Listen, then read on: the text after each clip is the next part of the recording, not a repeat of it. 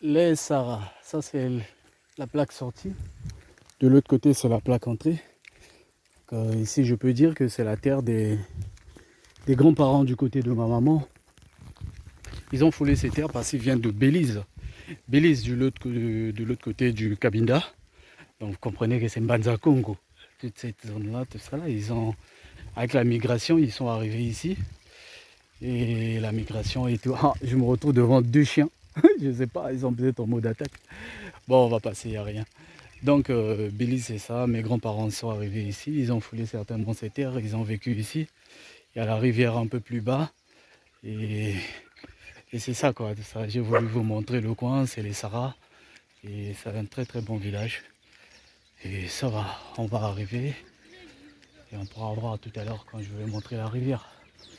Les chiens sont là. Ils m'ont un peu effrayé. Donc, ça m'a un peu désorienté dans mon speech. Et du coup... oh, ben katuba imboko camion la cuisa ben bokiba. Donc c'est ça. Bon, les chiens sont juste derrière moi. Il y a un véhicule qui passe. J'espère qu'ils vont pas se faire emmerder. Allez, on est ensemble. C'est Mbanza Congo, hein. Comme je vous disais, la terre des grands-parents et tout. Celui-là, il a l'air un peu têtu, ce chien. Il veut continuer à m'effrayer. Mais il me fait pas peur, hein. Moi, j'ai une chienne très agressive à la maison et ça va, quoi. Allez, les Sarah. On arrive au pont de Les Sarah. À chaque fois que j'arrive sur ce pont, je pense toujours à mes arrière-grands-parents. Parce qu'ils sont venus de Belize et ils se sont installés ici. Belize Mbanza Congo du côté de Cabinda. Et ils sont venus, ils se sont installés ici à Les Sarah. Et certainement ils se sont lavés dans cette eau-là, dans cette rivière. Donc je pense toujours à eux à chaque fois que j'arrive ici et ça va, quoi. Bon, on est toujours dans notre balade Pointe-Noire de Lizy à pied et c'est ça, quoi. Là je suis à Les Sarah. Je regarde l'eau où mes arrière-grands-parents se sont peut-être lavés et je pense à eux, quoi. Et juste après, mes grands-parents sont allés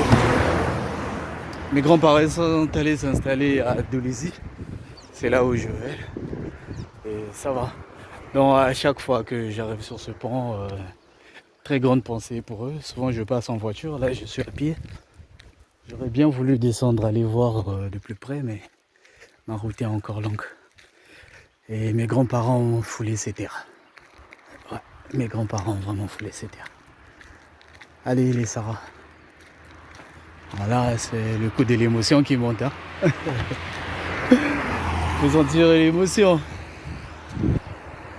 Yes, je traverse vite. Si je vais reprendre le kilométrage. Allez, point noir de Lizy. Yes, on poursuit notre chemin. J'ai pris une pause rapidement. Bon, une longue pause. Hein. Une pause un peu forcée aussi. Parce que je me suis arrêté prendre de l'eau. Sauf que le bâtard, il est parti. On l'a appelé rapidement à Les Sarah, au milieu là-bas, tout ça. Donc il est parti. Il m'a abandonné. Et du coup, comme je lui ai filé 5 mouches, il n'y avait pas de différence en fait. Tout ça, là.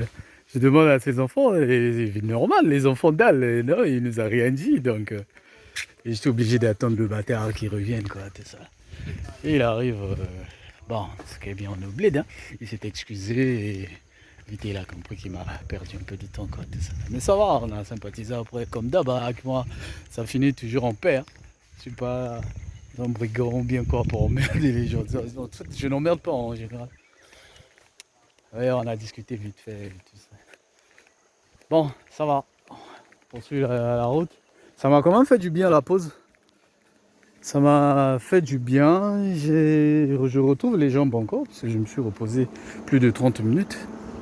Là c'est bon, je retrouve les jambes et on attaque direction Punga. Et Punga, je vais voir si je dors pas à Punga, ça veut dire que je vais dormir en Mvouti. Et si je dors pas ni à Punga ni en Mvouti, ça veut dire que je vais marcher jusqu'à Dolizy et on va marcher dans la nuit. À toutes. Lauréat Tidrel, vous vous souvenez de notre virage? C'était ici. Et ouais, c'est ici qu'on a raté notre accident où tu m'as tapé comme un gamin. Hein Lolo? Faut plus faire ça. Hein. T'es t'es moi lauréat. Heureusement, toi, tu étais resté calme, hein, sinon, des de toute façon aussi.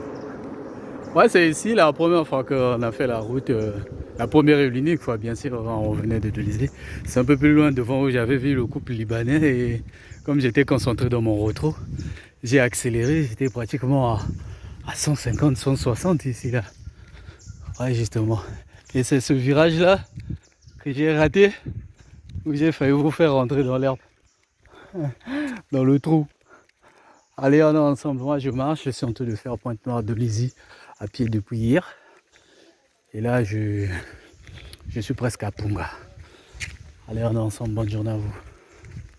Ça, si c'est pas la mauvaise sorcellerie, comment est-ce que je vais appeler ça? L'enfant qui est en blanc là-bas.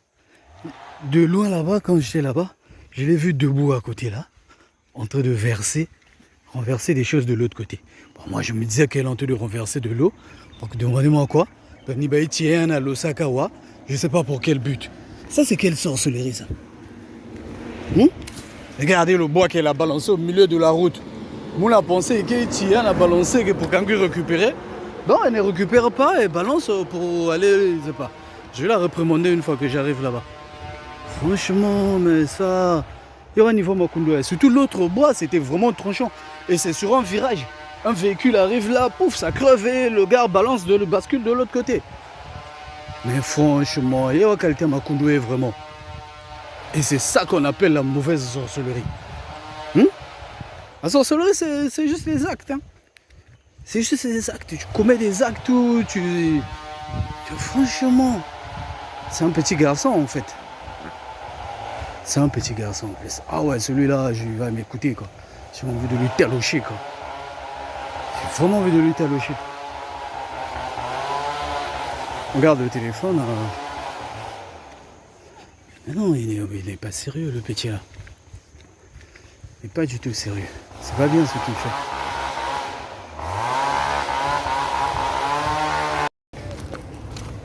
Petit, toi ce que tu as fait là c'est bien. Et puis aussi la grande soeur tu l'assistes. C'est toi qui m'as dit de balancer Tina Goudron Goudin. Hein? Ah. Et quand il a gagné l'autre, tu as gagné à pointure. Hein? Le virage est balancé. Tout ça bien. Donc pour toi aussi, tu peux faire un qu'elle a bien. Hein? Toi tu as la grande soeur, tu peux pas le représenter. C'est pas bien ce que tu fais là. Hein? C'est pas bien ce que tu as fait. C'est un virage. Les voitures qui roulent vite, il va marcher dessus, il va crever et puis il va basculer.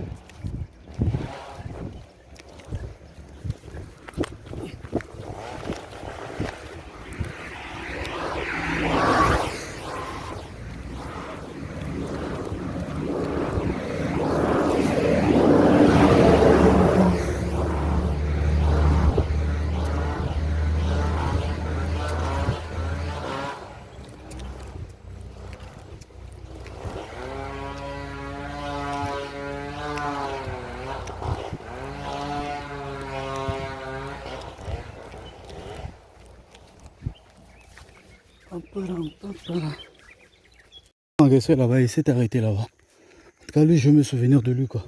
À chaque fois que je viendrai ici, je vais me rappeler de la zone et j'espère que je ferai un peu plus attention. Donc c'est entre le panneau 98, bon c'est 97 ici, mais 98 déjà, parce qu'il y a également un virage. Certainement il a l'habitude de fréquenter le coin ici. Donc prenez entre le panneau 98 et le panneau 96. Il y a un petit qui fait la pagaille là, donc faites attention avec les virages qui sont là. Oui, mais tu voyez, c'est l'une des causes des accidents sur la route. Les mauvaises personnes vont vous faire des petits pièges comme ça. J'ai un ami qui a fait un accident comme ça, hein, que va. Lui, il roulait le soir, donc pendant qu'il roulait, c'est des petits qui étaient comme ici, debout au bord de la route. C'est une ligne droite. Et ils lui mettent une torche directement quand il vient. Imagine quand tu roules, tu arrives en face de toi, il y a une torche blanche. Ça t'éblouit le visage. Et du coup, tu perds le contrôle, quoi, de ça. Et mon pote s'est retrouvé comme ça dans son ravin. Donc, c'était pas facile. Et ça, vous voyez, j'ai fait la remarque. En tout cas, il m'a écouté, hein, je l'ai vraiment lavé. Bon, ceux qui me connaissent, ils savent. Hein. Moi, je suis très gentil, mais quand il faut laver, je deviens compliqué. Allez, on est ensemble, on poursuit la route. On va continuer à poursuivre dans la joie. Parce que ça, c'était un petit moment de colère qui m'a traversé et je n'ai vraiment pas du tout apprécié. Et là, vous voyez la différence entre la bonne sorcellerie et la mauvaise sorcellerie. Le petit avec le capuchon vert, il m'a dépassé. Il est parti de l'autre côté là-bas, il y avait des oiseaux. Il a tapé les pierres sur les oiseaux. Et les oiseaux ont fui. Il y a eu au moins un caillou qui est tombé par le goudron. Vous savez ce que le petit a fait? Il a traversé. Il a traversé, il a enlevé le caillou et il est reparti de son côté. Ça, il est intelligent. Petit, c'est bien ce que tu as fait, hein? Ah ok, c'est très bien, tu es très intelligent. Bravo. Ah ben oui, il est très intelligent. Et c'est ce qu'il a fait. J'ai très apprécié. Et c'est normal, il mérite des éloges. Allez, bravo. Vous voyez la différence entre la mauvaise sorcellerie et l'autre là? Le bâtard qui balançait des bois sur la route pour que les autres fassent des accidents. Et celui-là qui a juste balancé juste un caillou.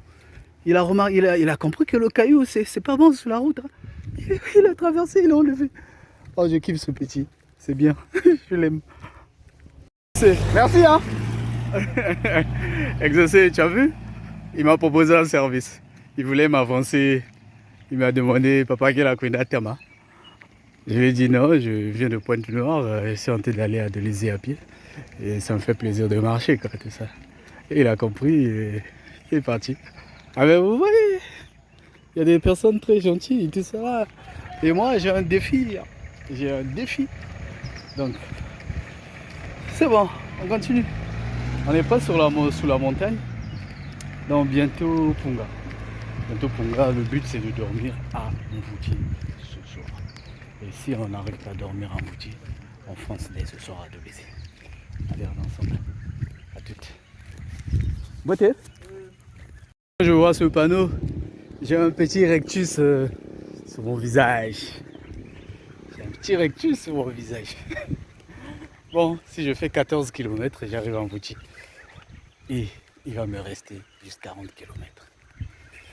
Je dis, il est juste 40 km. Et le rectus. Vamos!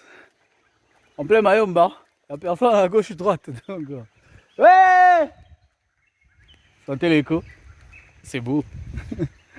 Allez, la vraie connexion avec la nature. Tu sens juste le souffle de l'air. Tu es tranquille, tu es tranquille.